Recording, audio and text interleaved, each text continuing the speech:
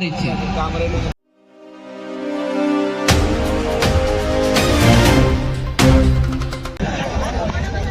जोहार, लड़ेंगे लड़ेंगे। सम्माननीय मंच और ये राष्ट्रीय स्तर और मैं कहूं अंतर्राष्ट्रीय स्तर का यह सांस्कृतिक एकता का मंच, सबको जोहार, सबको प्रणाम। इस दादर नगर सिलवासा के वो सारी देव व्यवस्था, वो सारे देव पाठ जिनके आशीर्वाद, जिनके कारण हम बैठ पाए, उन सबको नमन, सबको जोहार भेंट। बहुत सारे बातें मेरे पूर्व में विद्वान जनों ने, आदिवासी समाज के मार्गदर्शकों ने, आदिवासी समाज के पुरोधाओं ने बात रखी। और सबसे अच्छी बात, नवनिर्वाचित और एक नए उदयमान उद्भट वक्ता के रूप में हमारे जितने माननीय विधायकगणों ने एक नए अंदाज में, एक नए कलेवर में, एक नए ऊर्जा के साथ जो बात रखी, निश्चित ही ऐसा लगता है कि देश की आजादी के 75 साल बाद अब पुनः आदिवासियत जागृत होगी। देश जब आजाद हुआ तो लोग आज भी जो हमारे जो आंकड़े हैं, आरक्षण, 16/4, शेड्यूल एरिया, पैसा और पहचान क्या है पता हमारी? स्कॉलरशिप, स्कूल में बांटा हुआ चप्पल, मुफ्त की चावल, होर्डिंग, बड़े बड़े होर्डिंग में मुख्यमंत्री, प्रधानमंत्री आदिवासियों को चप्पल, जूता, धान बांटते हैं और यही हमारी पहचान रह गई। जबकि जब देश आजाद हुआ तो मध्य भारत के 258 रियासत हमारी थी। अगर अखंड भारत का निर्माण करने के लिए सरदार वल्लभ भाई पटेल हाथ जोड़ के आदिवासी रियासतों को मिला नहीं पाते तो देश की निर्माण नहीं हो पाती। और आज जिस अखंड भारत की बात लोग करते हैं वो पूर्णतः आदिवासी रियासत, आदिवासी राज्य था। जिस देश प्रदेश में गोंडवाना का सम्राट रहा, गोंडवाना का राज्य चला, कभी हमने सोने के सिक्के चलाए, आज 75 साल बाद हमारी पहचान स्कॉलरशिप से ऊपर नहीं जा पा रही है। मैं कोई समस्या की बात नहीं कर रहा हूं, समस्या कोई बाहर से नहीं आती।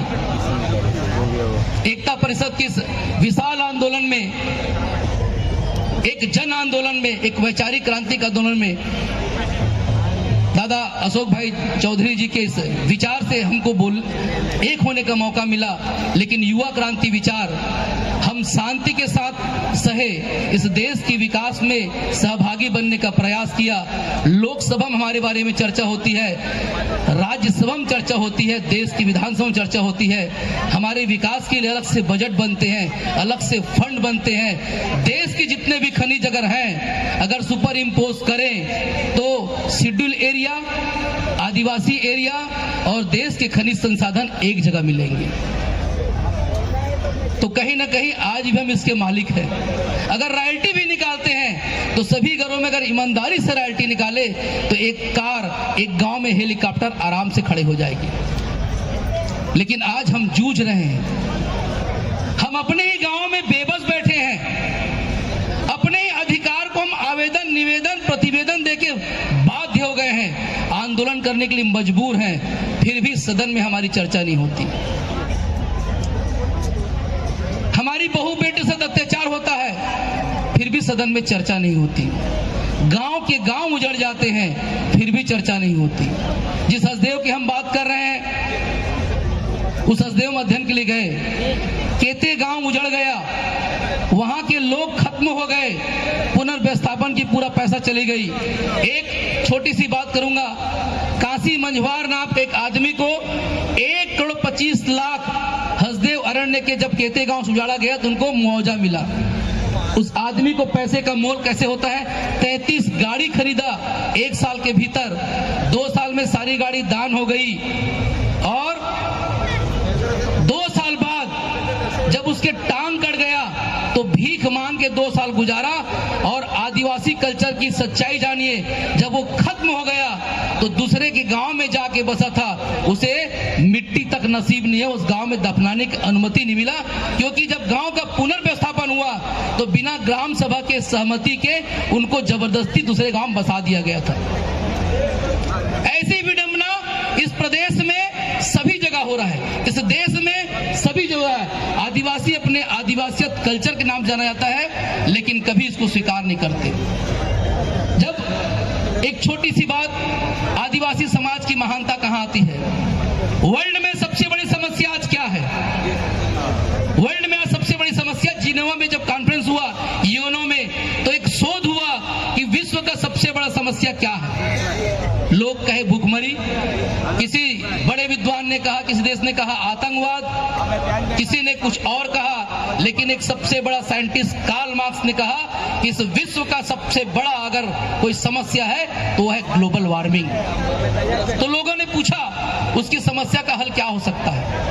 बहुत शोध हुआ, लास्ट टाइम उस वैज्ञानिक ने कहा अगर इस विश्व को ग्लोबल वार्मिंग से बचाना है तो आपको आदिवासी का कल्चर अपनाना होगा।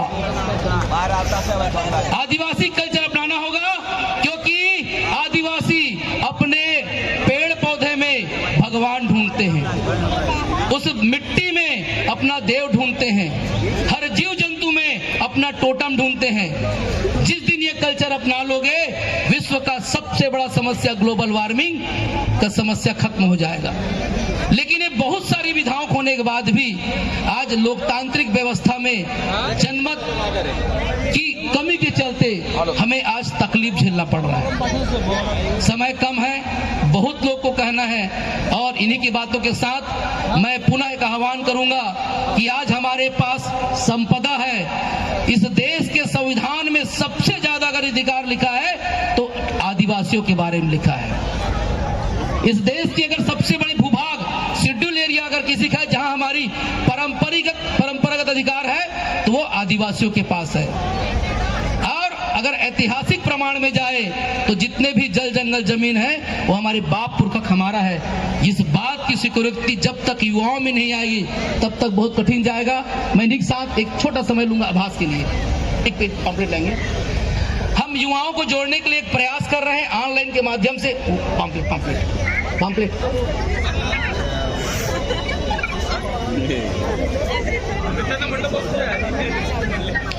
युवाओं को जोड़ने के लिए जो स्कूल कॉलेज में है, हम आंदोलन में जितने बैठते हैं उसका संख्या कम होता है, इसलिए पहली बार ऑनलाइन एक हम कंपटीशन कर रहे हैं। ट्रेडिशन, पारंपरिक परिधान, fashion, Mrs India, miss India, kids और मिस्टर इंडिया। इसके साथ ही जो ट्रेडिशनल सॉन्ग हम अपने जन्म के समय, मृत्यु के समय, खेत बोने के समय और खेत काटने के समय जो गाते हैं, जो विलुप्त हो रहा है, और सभी जनजातियों का, इस देश में 600 जो जनजातियां हैं उनकी अलग अलग कल्चर है। वो ट्राइबल का इतिहास म्यूजियम कहीं नहीं है, इसलिए एक online competition, tribal traditional film, short film, tribal traditional song, tribal fashion show, एक ऑनलाइन कंपटीशन आज से शुरू कर रहे हैं, जिसका वेबसाइट में लॉन्च हो चुका है। सभी से आग्रह कि इस कंपटीशन में पूरे देश भर से एक कोऑर्डिनेशन के माध्यम से जुड़े, और इसका एक इनाम के साथ एक ऐसा मंच हम देना चाहते हैं जहां देश भर के आदिवासी अपने ट्रेडिशन को प्रदर्शित कर दे, एक सम्मान के साथ कंपटीशन से, जिसका फाइनल 17-18 फरवरी रायपुर में होना है। फैशन शो 3 स्टेप में होगा, पहले प्री, सेमीफाइनल, फाइनल, डिबेट है जिसका भी first phase, second phase, final होगा। ट्राइबल शॉर्ट फिल्म जैसे आप ऑनलाइन पंजीयन करोगे उसका कार्यक्रम का फाइनल रायपुर में होगा। मैं सभी आए हुए देश भर के सम्मानी साथियों से आग्रह करूंगा, जब तक युवाओं में अपनी पारंपरिक पहचान के लिए जद्दोजहद या लड़ाई नहीं करेंगे, जब तक अपनी परंपराओं को पहचानने का प्रयास नहीं करेंगे, तब तक आदिवासियत की खात्मा की ओर जाती जाएगी। और जब आदिवासियत को हम पहचान लेंगे तो जैसे हम पूरे देश से आकर बैठे हैं, युवाओं में अगर ये बात आ गई तो निश्चित ही पुनः हम अपने अधिकार के साथ, सम्मान के साथ इस देश में जिएंगे। इन्हीं कामनाओं के साथ लड़ेंगे, लड़ेंगे। जय जोहार, जय आदिवासी।